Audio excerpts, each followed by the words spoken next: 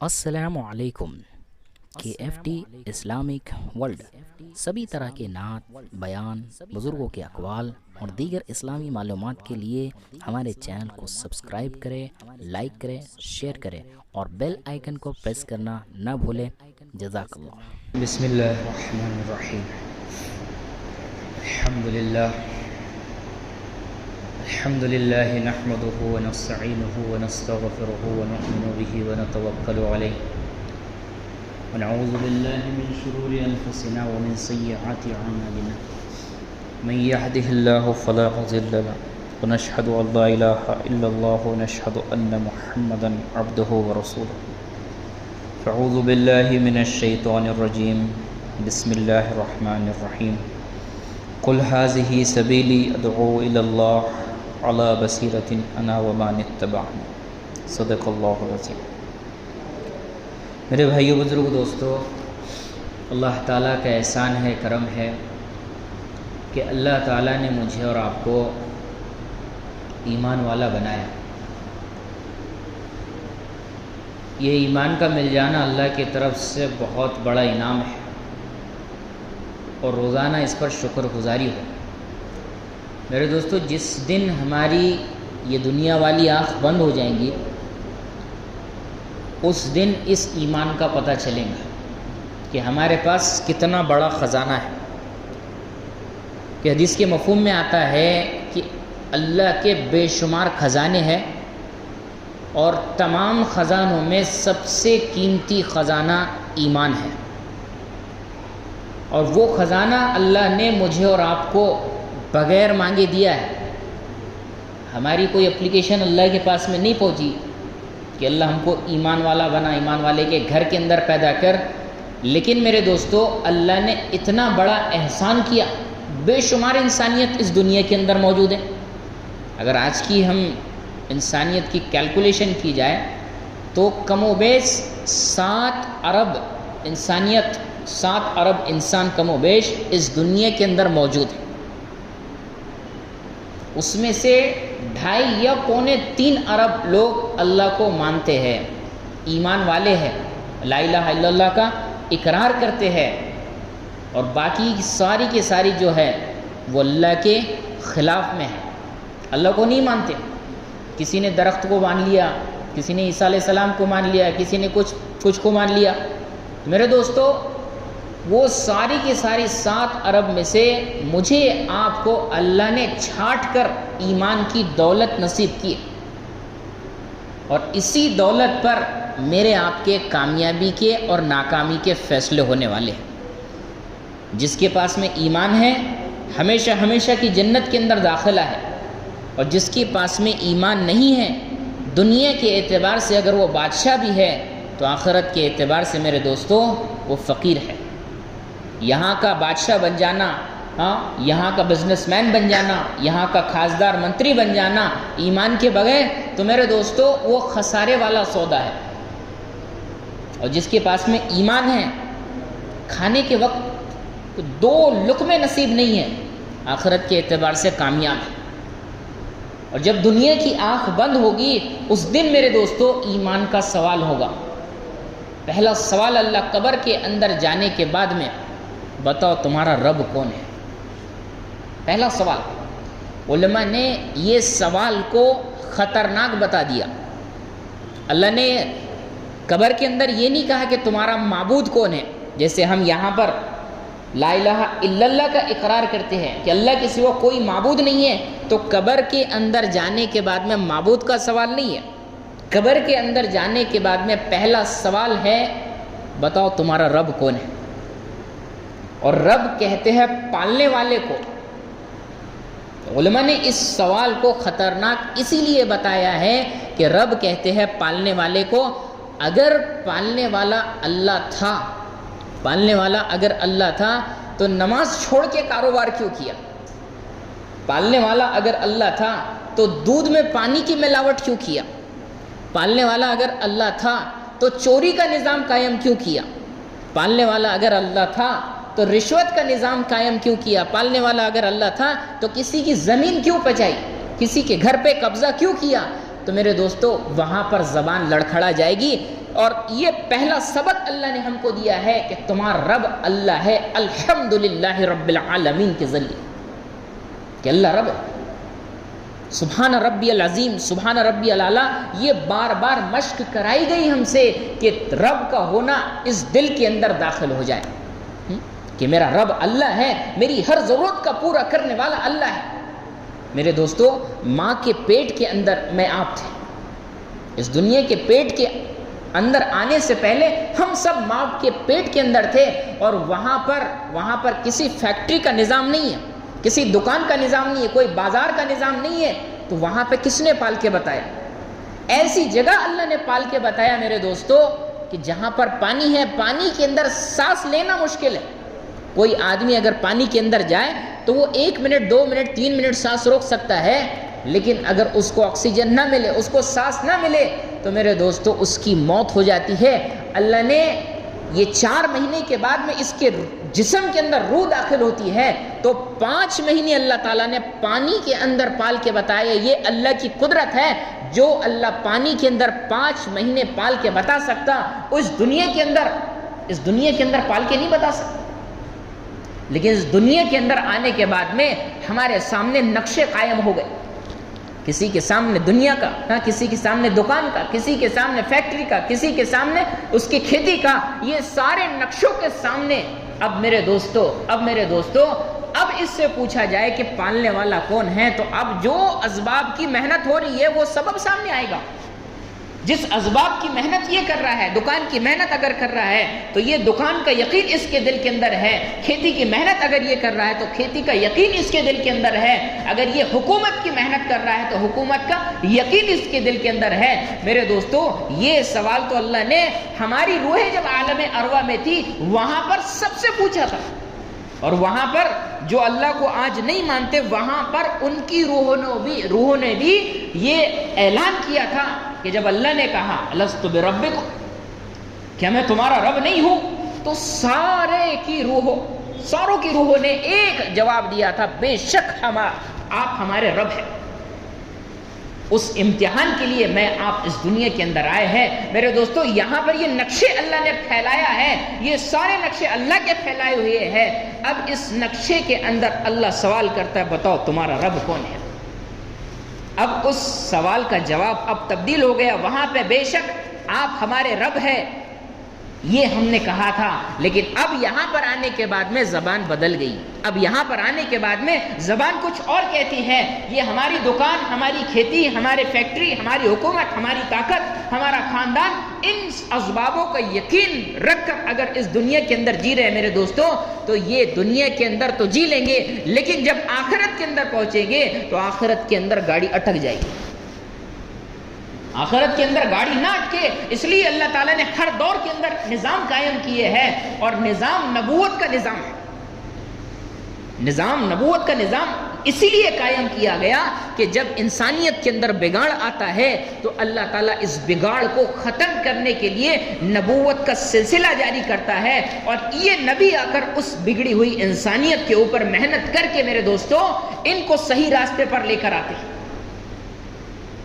لیکن مجھ پر آپ پر اللہ نے اتنا بڑا احسان کیا ہے کہ اس احسان کو ہم بیان نہیں کر سکتے کتنا بڑا احسان ہے۔ اور وہ احسان یہ ہے میرے دوستو کہ پہلے نبی آتے تھے، اللہ تعالیٰ نے ہم پر آپ پر یہ احسان کیا ہے کہ اللہ تعالیٰ نے نبوت والا کام پورا کے پورا امت کے اندر منتقل کر دیا ہے۔ اور میرے دوستو، اس امت کے ہر فرد کا کام ہے بھلائی کا حکم کرنا اور بری باتوں سے روکنا، اور یہ کام میرے دوستو اللہ بتا رہے ہیں۔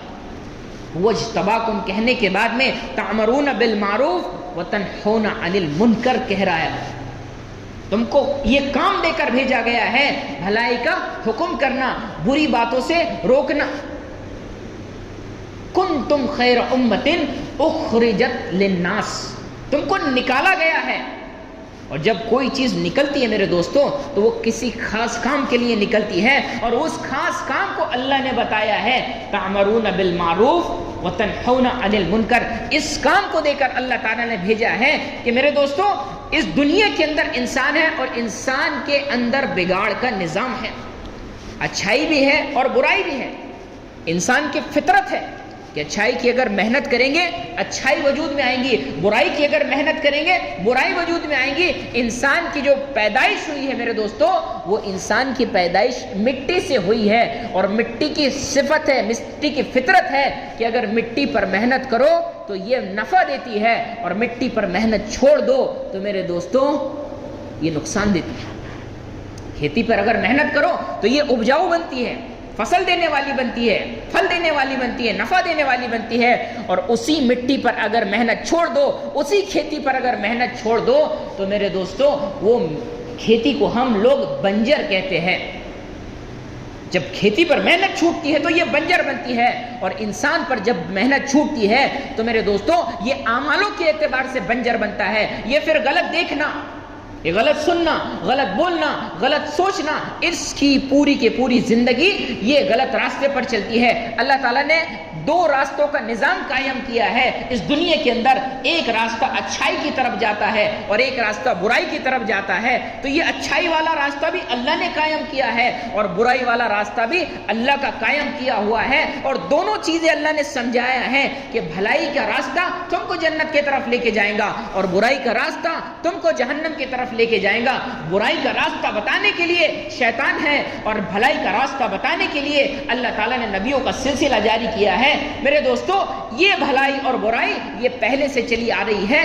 یہاں پر ہم اس دنیا کے اندر ہیں تو یہاں پر رات کے رونے والے بھی موجود ہیں، اور یہاں پر رات کے سجدے کرنے والے بھی موجود ہیں، یہاں پہ سخاوت والے بھی موجود ہیں، اور یہاں پہ بخل کرنے والے بھی موجود ہیں، یہاں پہ ظلم کرنے والے بھی موجود ہیں، اور یہاں پہ عدل کرنے والے بھی موجود ہیں۔ میرے دوستو جو ظلم کا راستہ اختیار کرے گا وہ جہنم کے راستے پہ جائے گا، جو عدل کا راستہ اختیار کرے گا وہ جنت کی طرف جائے گا۔ میرے دوستو اس جنت اور جہنم کو سمجھانے کے لیے پہلے نبوت کا سلسلہ جاری تھا، اب مجھے آپ کو یہ محنت کرنی ہے میرے دوستو کہ ایک ایک کو جنت کا راستہ بھی سمجھانا ہے اور جہنم کا راستہ بھی سمجھانا ہے کہ جہنم والے راستے پر چل کے اللہ کی ناراضگی ملے گی، اور اللہ کی ناراضگی میرے دوستو اس دنیا کے اندر بھی بے چین کریں گی اور آخرت کے اندر بھی بے چین کریں گی۔ میرے دوستو اللہ نے سکون حاصل کرنے کا ذریعہ صرف اور صرف اللہ کا ذکر رکھا ہے۔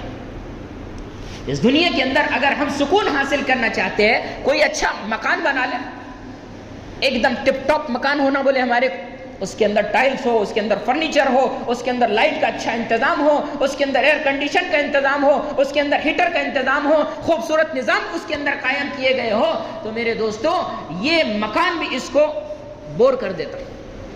خوبصورت مکان بنایا، 1 مہینہ 2 مہینہ 3 مہینہ پھر اس مکان سے اکتا جائے گا۔ خوبصورت لباس اس نے پسند کر کے لایا، کپڑا اچھا بتاؤ تو دکان والے کو پریشان کر دیتا، یہ کپڑا پسند نہیں آ رہا، دوسرا بتاؤ، دوسرا کپڑا پسند نہیں آ رہا، تیسرا بتاؤ، دوسری ویرائٹی بتاؤ، تو دکان والا تھک جاتا کپڑے بتاتے بتاتے، آخر میں 20 گھنٹے پریشان ہو کر ایک کپڑا پسند کر کے گھر کے اندر لے کر آیا، اسی کپڑے سے یہ اکتا جاتا، 1 مہینے میں 2 مہینے میں اس کو پہننا پسند نہیں کرتا۔ گاڑی پسند کی لے کر آ گیا، اس سے اکتا گیا، بیوی پسند کی لے کر آ گیا۔ میرے دوستو اگر کوئی محبت کی شادی کرتا ہے نا، ماں باپ کا مخالفت بن کے، رشتہ داروں کا مخالفت، اسی لڑکی سے مجھے شادی کرنی ہے، اگر اس لڑکی سے میری شادی نہیں ہوئی تو میں زندگی بھر شادی نہیں کروں گا، ایسے بولنے والی بھی ہے۔ جب اس لڑکی سے شادی ہوتی ہے جھگڑا اسی سے کرنا شروع کر دیتا ہے۔ 1 نہیں 2 نہیں، کئی مثالیں ایسی ملتی ہیں۔ کیوں؟ محبت کی شادی ہے، تیرے پسند کی شادی ہے، ماں باپ کے خلاف جا کر تو نے شادی کیا، اس کے علاوہ تیرے کو کوئی پسند نہیں آتی تھی، اب جو پسند کی مل گئی ہے اسی سے جھگڑا شروع۔ پسند کا لباس آیا وہ ناپسند، پسند کی بیوی آئی وہ ناپسند، پسند کا گھر ملا وہ ناپسند، پسند کی سواری ملی وہ ناپسند۔ تو میرے دوستو اس کا جواب اللہ خود دیتا ہے، الا بذکر اللہ تطمئن القلوب۔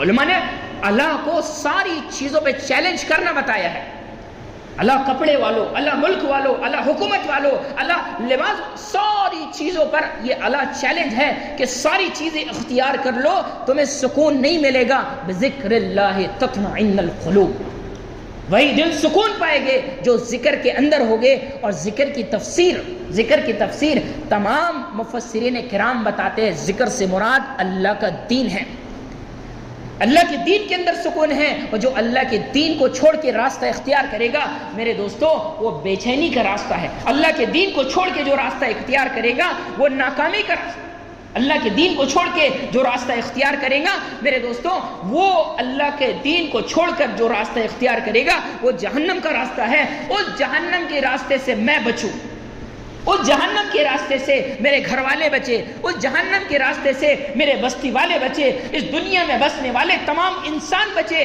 اللہ تعالیٰ نے اس دنیا کے اندر نبوت کا سلسلہ بند کر کے پوری انسانیت کو، اس پوری امت کو منتخب کر کر فرمایا ہے کہ ایک ایک کو اس راستے کو بتاؤ، ایک ایک کو برس سمجھانا میرے دوستو ہماری ذمہ داری ہے کہ اپنی ذمہ داری کو اگر بھول کے اگر ہم زندگی گزر کریں گے، زندگی بسر کریں گے تو میرے دوستوں یہ زندگی تو ختم ہو جائیں گی، لیکن اس ذمہ داری کے پورا نہ کرنے پر اللہ تعالیٰ کل قیامت کے دن پکڑ کر لیں گے۔ اس دنیا کے اندر تمام کے تمام ایمان والے ہیں، ایک غیر ایمان والا اگر دنیا کے اندر موجود ہے، تمام کی ذمہ داری ہے اس کو ایمان سمجھانا۔ اس دنیا کے اندر ایک ایمان والا ہے، تمام کے تمام غیر ایمان والے ہیں، اس ایک ایمان والے کی ذمہ داری ہے تمام کے تمام انسانیت کو ایمان سمجھانا، اللہ سمجھانا، آخرت سمجھانا، جنت سمجھانا، جنت کی نعمتیں سمجھانا، جہنم سمجھانا، جہنم کے عذاب سمجھانا، اس ایک ایمان والے کی ذمہ داری ہے۔ اگر اس ایک ایمان والے کی ذمہ داری اس نے ادا نہیں کیا، اگر اس نے اس کی ذمہ داری ادا نہیں کیا تو میرے دوستو یہ مجرم بنے گا، مجرم۔ اس لیے دنیا کے اندر اللہ تعالیٰ نے ایک نظام قائم کیا ہے، اس نظام کو اختیار کرنا، اور وہ نظام کو اختیار کب کریں گے میرے دوستو؟ جب اللہ کو سمجھیں گے، اللہ کو مانیں گے، تمام کی تمام کائنات کی ایک ایک چیز اللہ کے حکم کی محتاج ہے، اس اللہ کو اپنے اختیار میں کرنا میرے دوستو، اللہ کو اپنا بنانا۔ وہ ایمان والا جب تک کہ اس اللہ کو پہچانے گا نہیں تب تک کہ اس کے غلامی کے اندر نہیں آئے گا۔ تمام کے تمام میرے دوستو، ہم سوتے ہیں لیکن اللہ سونے سے پاک ہے، ہم تھکتے ہیں لیکن اللہ تھکنے سے پاک ہے، ہم آگے کا دیکھتے ہیں اور پیچھے کا نہیں دیکھ سکتے، اللہ ساری چیزوں کو دیکھنے والا ہے، ساری مخلوقات کو دیکھنے کا والا ہے۔ جب وہ جنات کو دیکھتا ہے تو انسان سے غافل نہیں ہوتا، انسان کو دیکھتا ہے تو فرشتوں سے غافل نہیں ہوتا، فرشتوں کو دیکھتا ہے تو اڑنے والوں سے غافل نہیں ہوتا، اڑنے والے کو دیکھتا ہے تو رینگنے والوں سے غافل نہیں ہوتا، جب وہ رینگنے والے کو دیکھتا ہے تو تیرنے والوں سے غافل نہیں ہوتا۔ ایسا دیکھنے والا اللہ میرے دوستو، ایسے دیکھنے والے اللہ کے سامنے آج انسان گناہ کر رہا ہے۔ ڈر آتا ہے کس کا؟ مخلوق کا ڈر آتا ہے میرے دوستو۔ اگر کوئی 3 سال کا بچہ ہم کو گناہ کرتے ہوئے دیکھ لے تو مجھ سے ڈر جاتے ہیں، لیکن وہ ایسا دیکھنے والا جو رات کے اندھیرے میں وہ کالی چوٹی کے اندر، وہ کالی چوٹی وہ پتھر پہ چل رہی ہے، اس کے حقیر ٹانگوں سے جو نشان پڑ رہے ہیں پتھروں پر، اللہ اس نشان کو دیکھنے کا دعویٰ کرتا ہے۔ ایسے دیکھنے والے اللہ کے سامنے یہ بندہ گناہ کر رہا ہے۔ ایسے دیکھنے والے کے ایک بزرگ فرماتے ہیں کہ اللہ نے الہام کیا، الہام کر کے بتایا کہ میرے بندوں سے کہہ دو کہ جب تم گناہ کا ارادہ کرتے ہو تو سارے دروازے بند کر دیتے ہو۔ جن دروازوں سے مخلوق دیکھتی ہے اس دروازے کو بند نہیں کرتے، جس دروازے سے تمہارا خالق دیکھتا ہے۔ کتنے دروازے بند کریں گے میرے دوستو؟ اس سے ہم چھپ نہیں سکتے، اس اللہ کا ڈر دل کے اندر آ جائے۔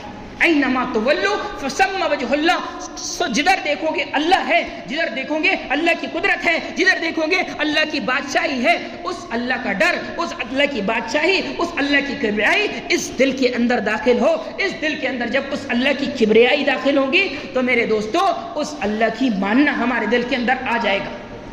آج میرے آپ کے دل کے اندر اطاعت نہیں ہے، مرضی والا دین ہے۔ جب مرضی آیا نماز کو آ گئے، جب مرضی آیا روزہ رکھ لیے، جب مرضی آئے جب چھوڑ دی۔ مرضی والے دین پر اللہ کامیاب نہیں کرے گا، حکم والے دین پر اللہ کامیاب کرے گا۔ یہ حضرت حسین رضی اللہ عنہ، یہ جو محرم کا مہینہ چل رہا ہے 10 محرم، اس کو ہم کم بنا دیتے۔ تو میرے دوستو وہ 10 محرم کیا تھی، کربلا کیا تھی، یزید کون تھا، حسین کون تھے، وہ کیوں شہید ہوئے، اس کی وجہ جاننے کی کوشش کرو۔ حکومت پر جب یزید نے قبضہ کر لیا، سب سے پہلے حضرت حسین کو پیغام بھیجوایا کہ میرے ہاتھ پر بیعت کر لو۔ جب اگر پتہ چلے گا کہ نبی کا نواسہ میرے ہاتھ پر بیعت کر رہا ہے، ساروں کی بیعت کرنا آسان ہو جائے گی، آپ کو لگژری لائف ملیں گی، آپ کو ساری چیزیں مہیا ہوگی۔ لیکن حضرت حسین رضی اللہ عنہ جانتے تھے جو یزید حکومت پر قبضہ کر کے بیٹھا ہے، یہ یزید شرابی ہے، زانی ہے، یہ حکومت کو یہ بگاڑ دے گا، دین کو بگاڑ دے گا۔ حضرت حسین رضی اللہ عنہ نے ہاتھ میں ہاتھ نہیں دیے، مقابلے پر آ گئے۔ میرے دوستو یہ پیغام ہے، پیغام ہمارے لیے کہ ظالم کے ہاتھ میں اپنا ہاتھ مت دو، چاہے تمہارا نقصان ہو جائے۔ 17 اہل البیت میرے دوستو یہ شہید ہوئے ہیں۔ کس لیے شہید ہوئے؟ یہ دین کے ساتھ میں سودا نہ ہو، دین کے ساتھ میں سودا نہ ہو۔ اور سارے جب شہید ہو گئے میرے دوستو، ایک عبداللہ جب بھاگتے بھاگتے جب آیا حضرت حسین کے پاس میں تو کوفیوں کا تیر گلے کے اندر پار ہو گیا، اور وہ گلے کے اندر تیر پار ہوتے برابر جان نکل گئی۔ میرے دوستو جب چھوٹے بچے کا خون حضرت حسین رضی اللہ عنہ نے ہاتھوں میں اپنے لیا اور ہاتھوں میں انجل میں لینے کے بعد میں اللہ کی طرف کیا ہے میرے دوستو، آسمان کی طرف کیا، اور اس آسمان کی طرف ہاتھ اٹھانے کے بعد میں اللہ تعالیٰ سے یہ کہا حضرت حسین نے، اللہ تو دیکھ رہا ہے نا کیا ہو رہا ہے ہمارے ساتھ میں، اس حال میں بھی ہم تجھ سے راضی ہیں، اس حال میں بھی ہم تجھ سے راضی ہیں۔ اور آج میرے دوستو ذرا سی بیماری آ جاتی ہمارے شکوے شکایت شروع ہو جاتے، ذرا سے حالات آ جاتے ہمارے شکوے شکایت شروع ہو جاتے، ذرا سا قرض کا بوجھ اگر پڑ گیا تو شکوے شکایت شروع ہو جاتے۔ سب سے مصیبت کے اندر جو ڈالے جاتے ہیں وہ انبیاء ڈالے جاتے ہیں میرے دوستو۔ تو انبیاء کیا ناکام ہو کے اس دنیا سے گئے؟ اطاعت انبیاء کے اندر زیادہ ہوتی ہے، فرما برداری انبیاء کے اندر زیادہ ہوتی ہے، لیکن آزمائش میں بھی انبیاء ڈالے جاتے ہیں میرے دوستو۔ حضرت علی رضی اللہ عنہ سے پوچھا گیا، حضرت علی سے پوچھا گیا کہ آزمائش اور عذاب دونوں کی شکل ایک ہے، تو یہ پتہ کیسے چلے کہ آزمائش کون سی ہے اور عذاب کون سے ہے؟ حضرت علی رضی اللہ عنہ نے اس کا جواب دیا کہ جو آزمائش، جو مصیبت تم کو اللہ کی طرف متوجہ کر دے، اعمالوں کی طرف متوجہ کر دے، یہ آزمائش ہے۔ اور یاد رکھو جب آزمائش آتی ہے یہ ترقی کے لیے آتی ہے، یہ اللہ کے قریب ہونے کے لیے آتی ہے، اور عذاب آتے ہیں تو یہ اللہ سے دور کرنے کے لیے آتے ہیں۔ جب کوئی مصیبت تم کو اللہ سے دور کر دے، جب کوئی مصیبت تم کو اسباب کی طرف لگا دے، جب کوئی مصیبت تم کو اسباب کے اندر مشغول کر دے، تو یاد رکھو یہ اللہ کی طرف سے عذاب ہے، یہ اللہ نے دور دھکیلنے کے لیے بھیجا ہے۔ اس لیے میرے دوستو یہ آزمائش اور عذاب دونوں پہ غور ہم کریں، دونوں پہ غور، کہ آزمائش آنے کے بعد میں، مصیبت آنے کے بعد میں میرا رخ مسجد کا بنتا ہے کہ میرا رخ اعمالوں کی طرف بڑھتا ہے، میرا رخ دعوت کی محنت کی طرف بڑھتا ہے، کہ میرا رخ توبہ کی طرف بڑھتا ہے۔ اگر یہ توبہ کی طرف آ رہا ہے، اللہ کے گھر کی طرف آ رہا ہے، اعمالوں سے جڑ رہا ہے، یہ روزوں پر آ رہا ہے، تقوی پر آ رہا ہے، تو یہ آزمائش ہے، اس کو ترقی پر لے کر جائے گی۔ اگر میرے دوستو اگر کوئی مصیبت آنے کے بعد میں یہ اسبابوں کی طرف متوجہ ہو گیا تو یہ عذاب تھا، عذاب اللہ نے اپنے سے دور کرنے کے لیے بھیجا ہے۔ تو میرے دوستو ہم یہ غور کریں کہ مصیبت آنے کے بعد میں ہمارا رخ اسباب ہے یا ہمارا رخ اللہ کا غیر ہے۔ اس لیے میرے دوستو اس دنیا کے اندر جو ایمان اللہ تعالیٰ نے ہم کو دے کر بھیجا ہے وہ ایمان محنت چاہتا ہے، اور بغیر محنت والا ایمان یہ کمزوری کی طرف متوجہ ہو جاتا ہے۔ جب ایمان کمزور ہوتا ہے یہ اللہ کے غیر کو دکھاتا ہے۔ جیسا آدمی لباس پہنتا ہے اور لباس کمزور ہونے کے بعد میں پھٹ جاتا ہے، اور لباس جب پھٹتا ہے تو اس میں سے بدن دکھائی دیتا ہے، ایسے ہی ایمان جب پھٹتا ہے تو اس میں اللہ کا اسے غیر دکھائی دیتا ہے۔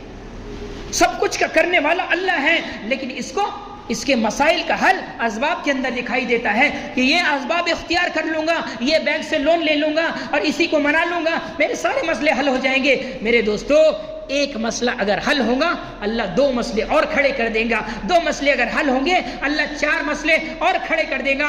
اسباب میں مبتلا ہونے والا یہ کبھی اللہ کو نہیں پا سکتا۔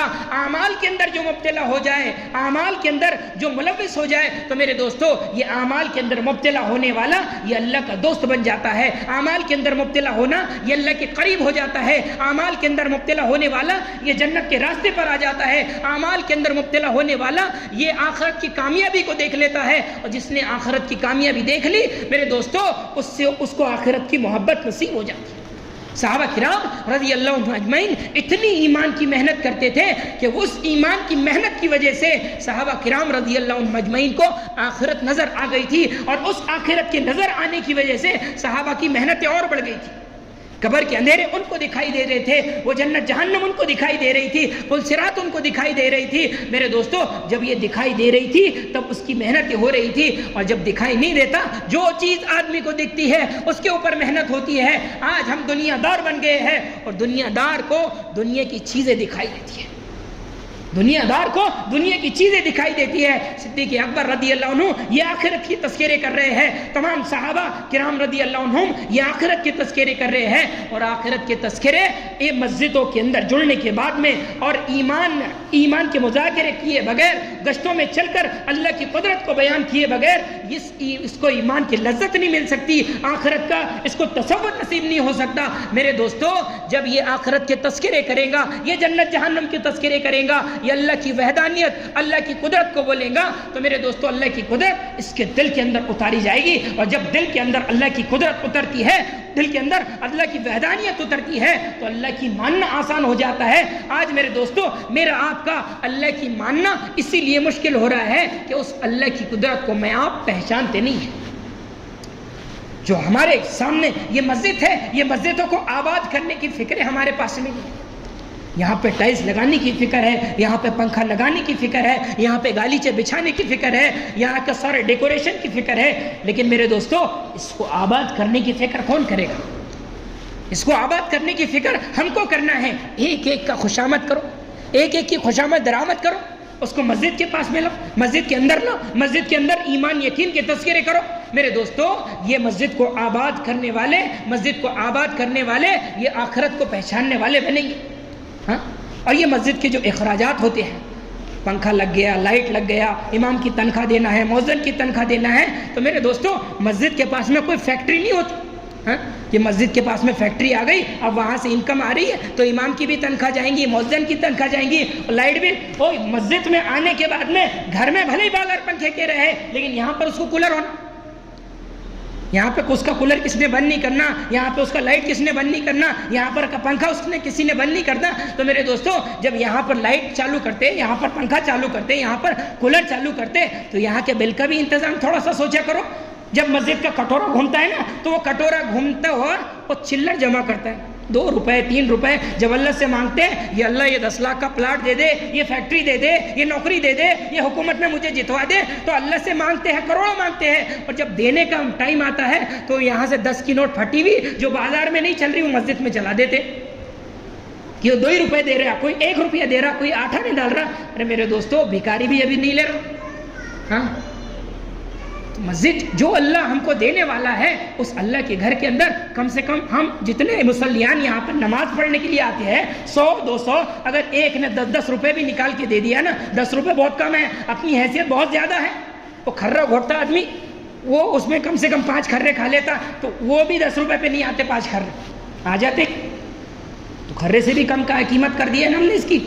تو میرے دوستو کم سے کم نہیں زیادہ نہیں دے سکتے، اللہ اگر توفیق دے دینے کی تو زیادہ دو، اگر نہیں کم سے کم 10 روپے دے دے۔ اگر 100 لوگ آ رہے ہیں نا تو روزانہ کا کتنا چندہ ہو جائے گا اس میں؟ ہاں، خوشی خوشی امام صاحب کو ہدیہ دے دو، خوشی خوشی مؤذن کو ہدیہ دے دو۔ ہاں، ہدیہ دینا یہ تو دلوں کی رنجشیں ختم کرتا ہے، ہم ہدیے کا مزاج ہی نہیں بناتے۔ ہاں، مسلمان کو جب ہدیہ دیتے تو دلوں کی رنجشیں ختم ہوتی ہے۔ ہاں، ہدیہ دینا سنت ہے اور ہم سنت کو اختیار نہیں کرتے۔ میرے دوستو ہم نیت کریں، ارادہ کریں، دعوت کی محنت کے اندر بھی جڑیں گے، اور روزانہ مسجد کے اندر اخراجات کے اندر حصہ بھی لیں گے، اور ہم اپنی کچھ نہ کچھ رقم اللہ کے دین پر لگانے کی کوشش کریں گے ساتھی۔ اللہ تعالیٰ کہنے سننے سے زیادہ عمل کرنے کی توفیق عطا فرمائے۔ کہنے سننے میں جو کمی کوتاہی ہو اللہ اپنے فضل سے معاف فرمائے۔